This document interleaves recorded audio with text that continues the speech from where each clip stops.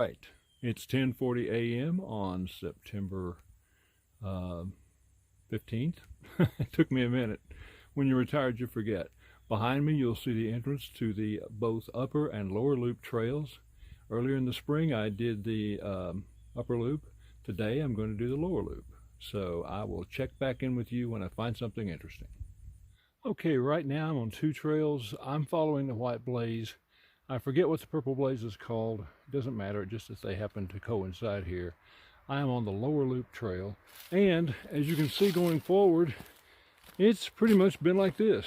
Nothing drastic. There's an awful lot of blowdowns happening here. And, you know, just generally a nice green tunnel, a beautiful sunny day, low humidity, even though I'm hearing it's thunderstorming tomorrow. But anyway, this is what the trail looks like at this point. And I'm going to let you go now and not trip like I almost did.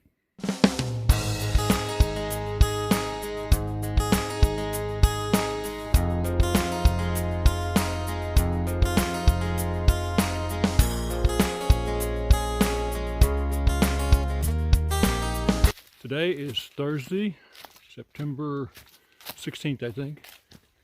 And I didn't video much yesterday because I spent an awful lot of time trying to figure out from the really poor signage just exactly where I was going.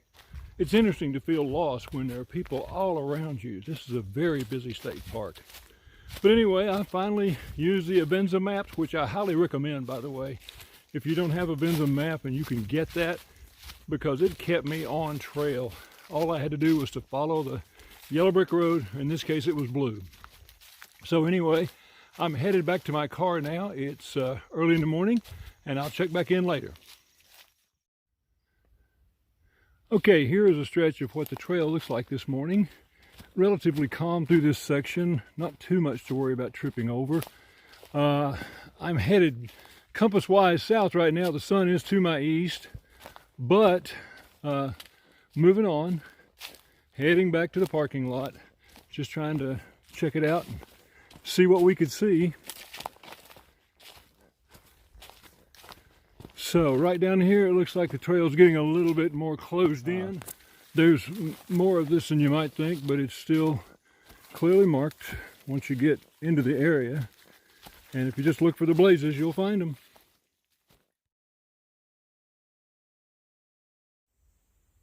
This particular portion of the lower loop trail at Fall Creek Falls crosses the road several times. As you can see up here, there's a parking lot with people coming in to check out some views.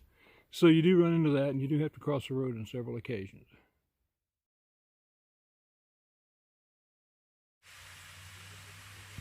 This is Fall Creek Falls.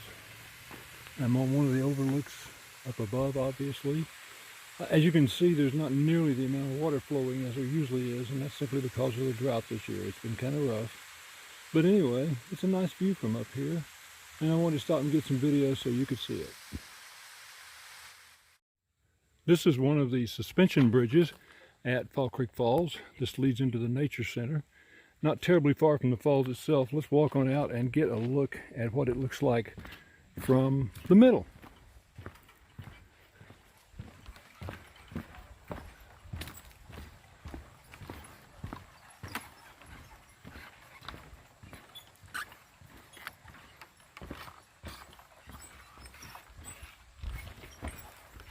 As you can see, the water is very still. Looking at it in this direction and looking at it in that direction. But the rock formations are absolutely beautiful. So I wanted to give you a look at this while I was crossing. Well, here I am back at the trailhead. It took me approximately 4 hours to travel, between 5.5 and 6 miles. I'll have to figure it all out later. But anyway, there's my truck, nice and safe, waiting for me. And I'm going to get unpacked and get on the road and head back home. So check back in with you later.